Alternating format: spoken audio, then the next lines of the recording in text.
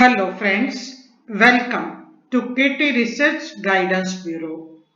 Myself, Dr. Kumudini R. Thakur, would like to say something for the Bureau. This Bureau is purely educational Bureau, and the main objective of this Bureau is to provide good guidelines and enough content for various subjects. And those who are interested to build up a good career, then this bureau will give complete idea about various types of exams like NET, SLAT or any other exam.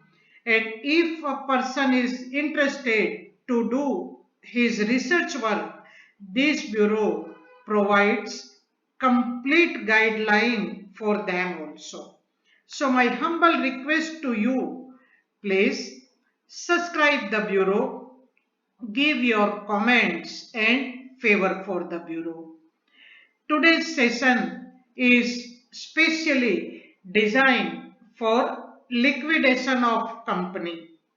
In first session, I gave you the simple meaning of liquidation as well as the basic content and idea about the liquidation.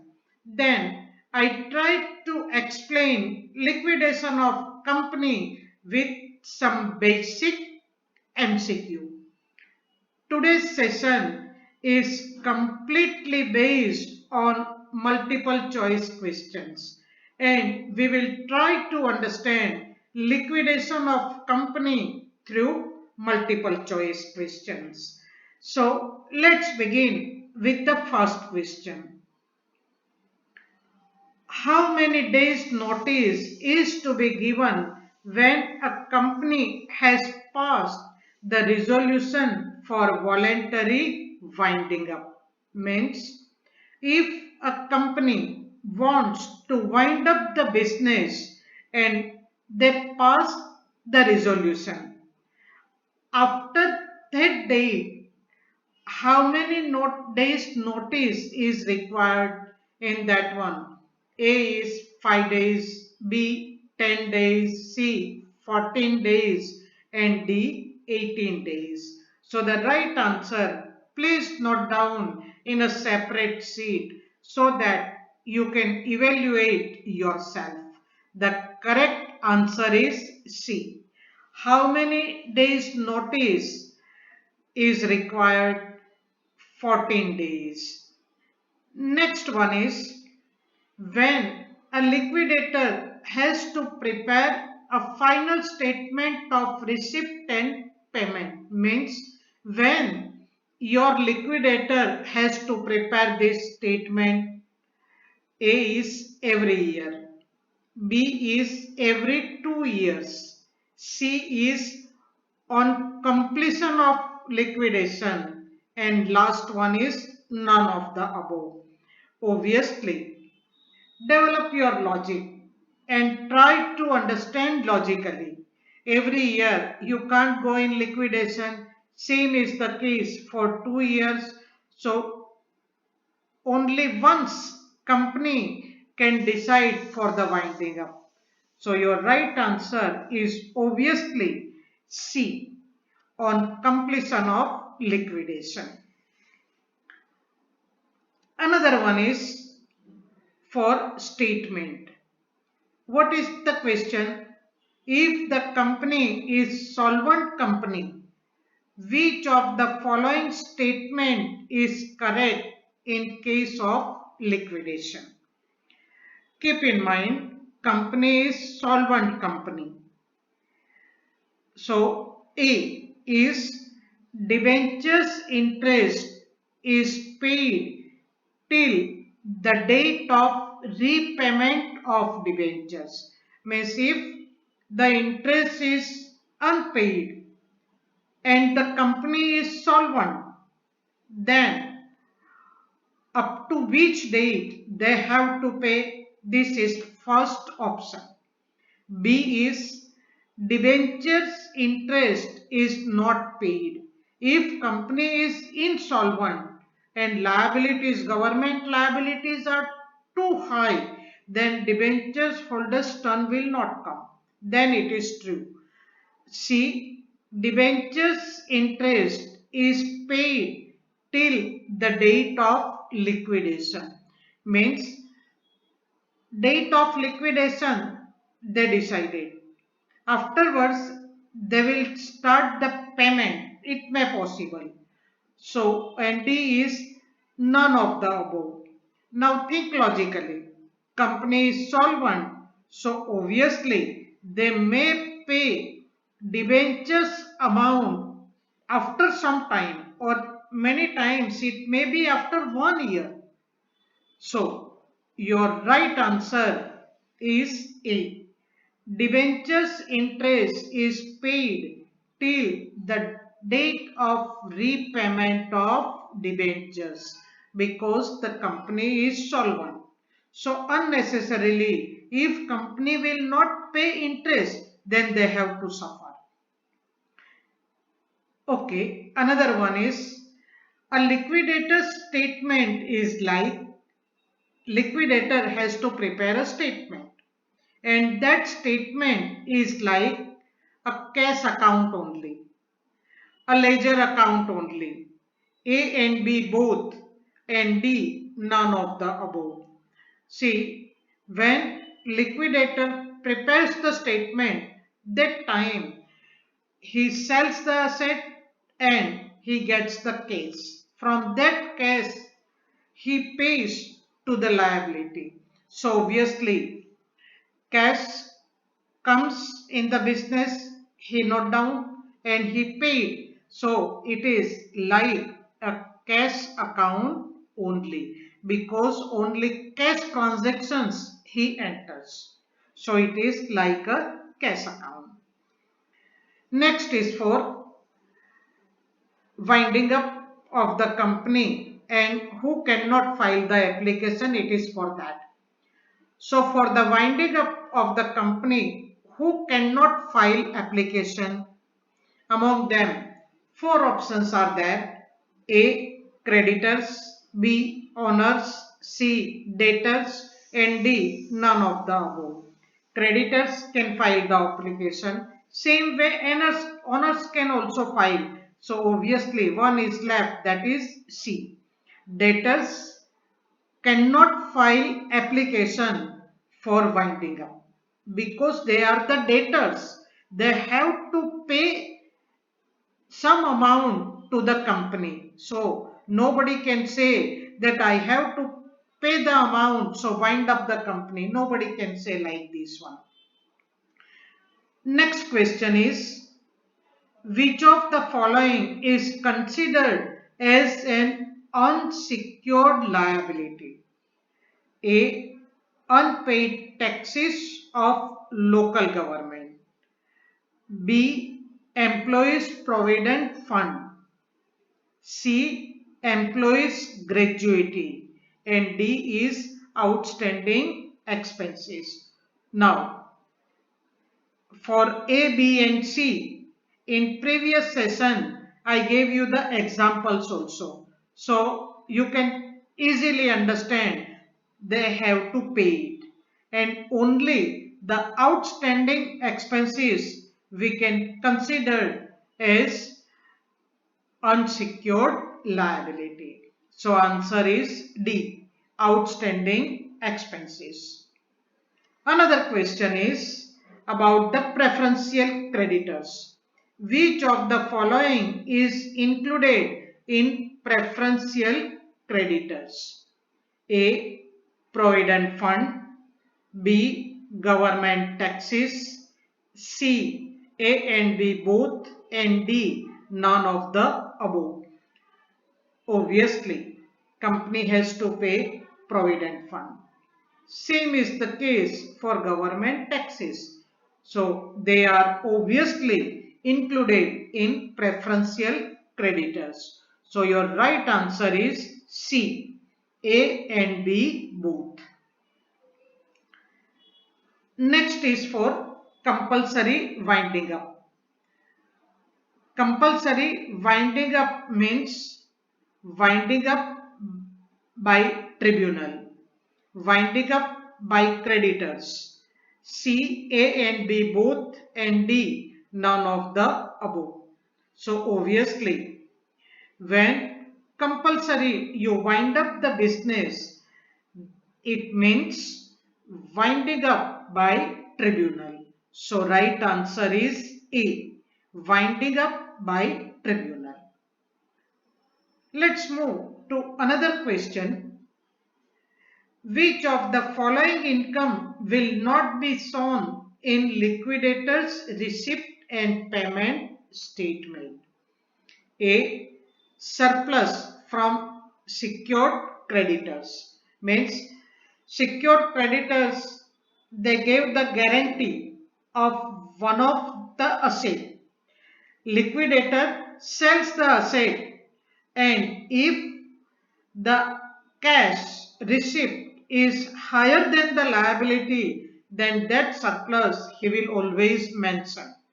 Second one is realization amount of land and building. That also he has to say.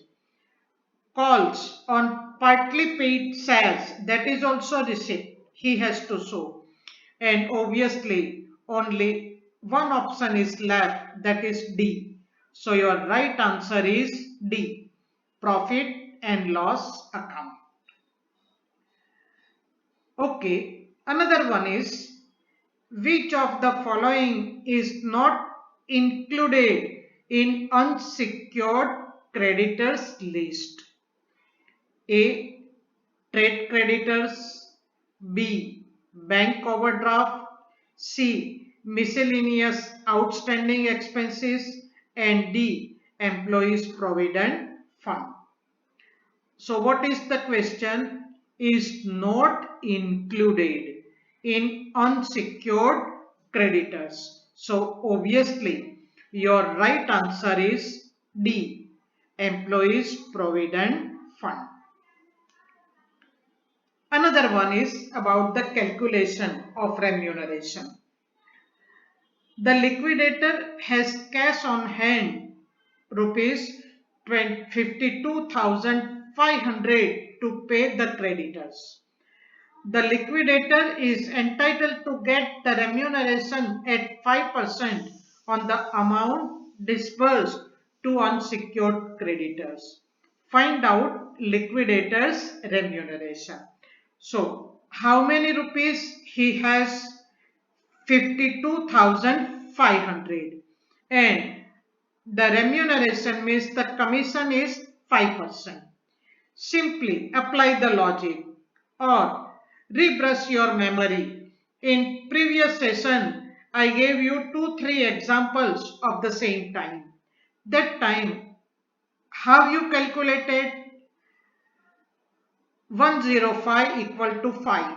Then how much for 52,500? So your answer is 2,500. Now check 2,500. Where is it? A, B, C or D? It is in B. So right answer is B, rupees 2,500. So when there is a question of calculation, first of all, you do your calculation and then find out your answer whether it is in A, B, C or D. So the chances of error may be 0. Another question is liquidator has only 2,10,000 to pay creditors. He is entitled to get 5% remuneration on the amount paid to creditors.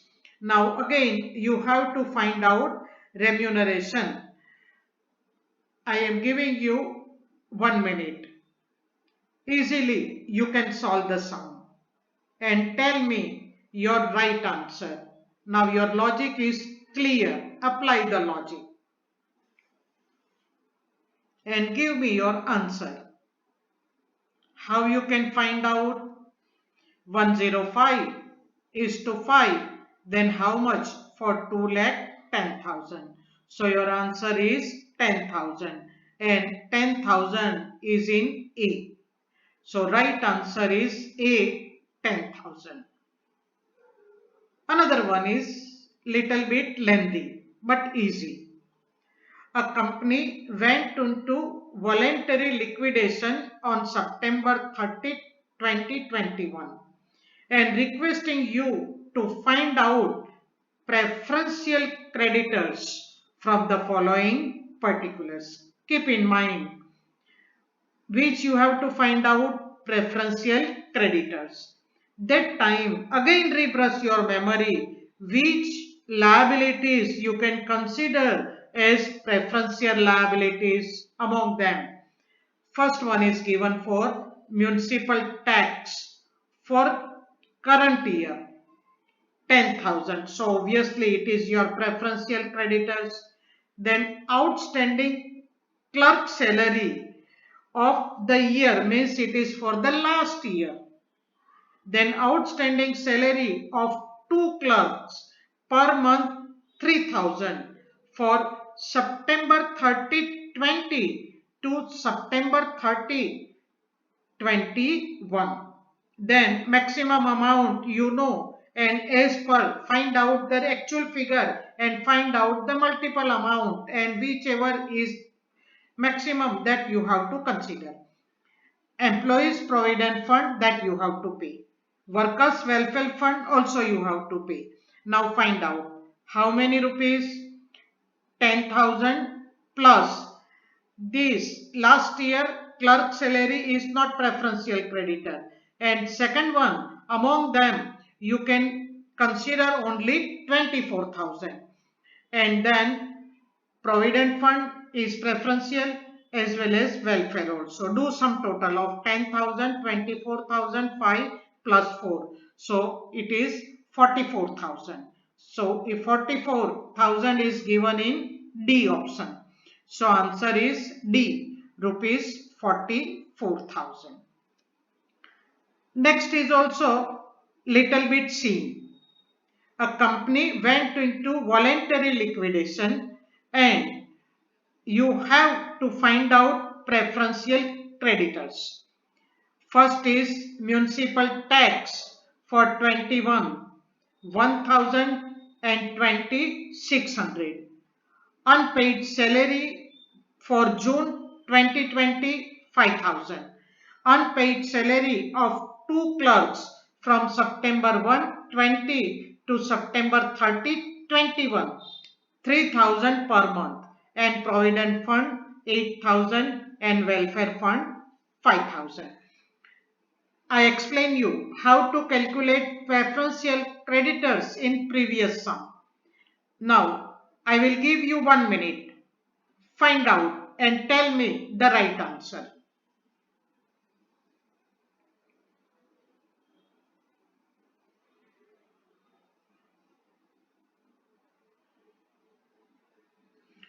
How to find out? First is 1,000 municipal tax, then that 24,000 plus 8,000 provident fund and 5,000 welfare fund. So your total preferential creditors tends to rupees 38,000. Now 38,000 is given in A. So right answer is A, rupees 38,000. This way you can find out easily. Next is unsecured creditors of a company in voluntary liquidation were, and preferential creditors were 20,000. Liquidator has 1,84,000 cash after payment to preferential creditors. Liquidator's remuneration is 2% of the amount paid to secured creditors, including preferential creditors. How much dividend will be paid to unsecured creditors? So understand the example. In this example, you have to find out dividend rate. So find out how much you can pay, and for what is the total amount, then how much for 100. This way you can find out the dividend. Let's try to understand. First is 20,000 into 2% is equal to 400. Then 1,84,000 liquidator has minus this 400. So how many rupees remains? 1,83,600. He is entitled to get 2%. 100 is equal to 2. Then how much for 1,83,600? So your amount is 3,600 for them and 400 for preferential creditors. So total 400 plus 3,600 is equal to 4,000 rupees. And total cash is 1,84,000 minus his remuneration 400. 4,000 equal to 1,80,000 he can pay. And total liabilities are 2,40,000. Against 2,40,000 he can pay only 1,80,000. Then you want to find out dividend rate. Then 100 equal to how much? Then how many percentage comes? 75%. Find out in ABCD. It is in D, 75%. So your right answer is D, 75%. Next one is A Limited went into voluntary liquidation on September 30, 21. Its books of accounts highlights the following position. Cash on hand 2,25,000. Preference share capital 1,000 shares of rupees 100 each fully paid. Equity shares 1,000 shares of rupees 100 each fully paid. And again equity share capital 1,000 and only 40 rupees paid. Call in advance 10,000. In previous session I show you the calculation. Even though I would like to show you again so that at least you can get a clear idea about it. How to calculate preference share capital 1 lakh. Equity share capital, first equity share 1 lakh. Second equity share 40,000. Calls 10,000. Do sum total. Then your total comes 2,50,000. And cash is 2,25,000. So how many rupees less? 25,000. Then your deficit is 25,000. It is in A, B, C or D. By chance it is also in A. So your right answer is A, 25,000. So deficit means total liabilities and total cash. The difference between that, total liabilities 2,50,000 and cash only 2,25,000. So the difference between these two amount is known as deficit. That deficit is 25,000.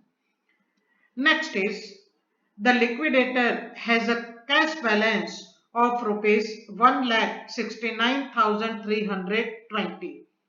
He is entitled to get 2% remuneration on the amount paid to unsecured creditors. How much amount would be receivable by secured creditors? It is nothing but representation in a different meaning, different manner. Easily you can find out because I already explained you everything. 102 equal to 100. Then how much for 1,69,320? So your answer is 1,66,000. It is in D. So correct answer for this question is D, 1,66,000. Another question is little bit lengthy. The liquidator has a cash balance of 5,75,000 and capital structure is available. Three types of equity shares are there: A, B and C. Number of equity shares: 10,000, 8,000 and 4,000. Face value is 100, 150 and per share paid up amount is 75, 70 and 35. You have to find out capital deficiency. In previous example, how to find out capital deficiency that I explained you. Same logic you have to apply here. But in this case, your ABC, they all are equity share capital. So only the calculation you have to do and then find out the total liability and total cash. Find out the difference. How you can find out 10,000 into 75? Because 75 rupees are paid. It comes 7,50,000. Again, 8,000 into 70, 5,60,000. And then 4,000 into 35, that comes 1,40,000. So your total liability is sum total of total A, B and C. It comes 14,50,000. Now, your liquidator has only 5,75,000. Deduct 5,75,000, then you will get one figure, and that is 8,75,000. This 8,75,000 is considered as deficit. Now check ABCD option. This 8,75,000 is in C option. So your answer is C, 8,75,000. Another one is a company went into voluntary liquidation.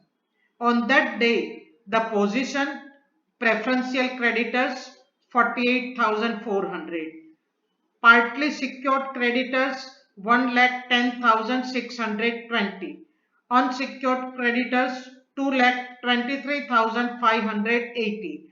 Rupees 70,000 was paid to partially secured creditors after selling an asset of the company. And we have to find out preferential creditors. Okay. How to find out? Your partly secured creditors 1,10,620 and the surplus, that is 70,000 that you paid. So how many rupees remains? 40,620 plus your unsecured creditors, yeah, 2,23,580. Do sum total of both, that is 2,64,200. This is your amount of unsecured creditors. Now A, B, C, D, it is in D. So answer is D. Next one, A Limited went into voluntary liquidation and books of account shows cash on hand 4,50,000, preference share capital 2 lakhs 100 rupees each fully paid. Equity share capital also 2 lakhs 100 each fully paid. And again equity share 1,20,000 100 each only 40 paid. And call in advance 10,000 rupees. So in last example, how to calculate it, that I gave you the idea. So easily you can find out and you can reply in 1 minute. See, your 2 lakhs plus 2 lakhs plus 1,20,000 plus 10,000 is equal to 5,30,000 and 5,30,000 is your liability. Cash on hand 4,50,000. So it is 80,000. but you have to find out per share. In last one, we find out capital deficiency. So how to find out? 80,000 divided by 4,000 is equal to rupees 20. It is in B. So your answer is B, rupees 20. I hope you followed the session. So please subscribe the channel and don't forget to give thumbs up. Thank you very much. So nice of you.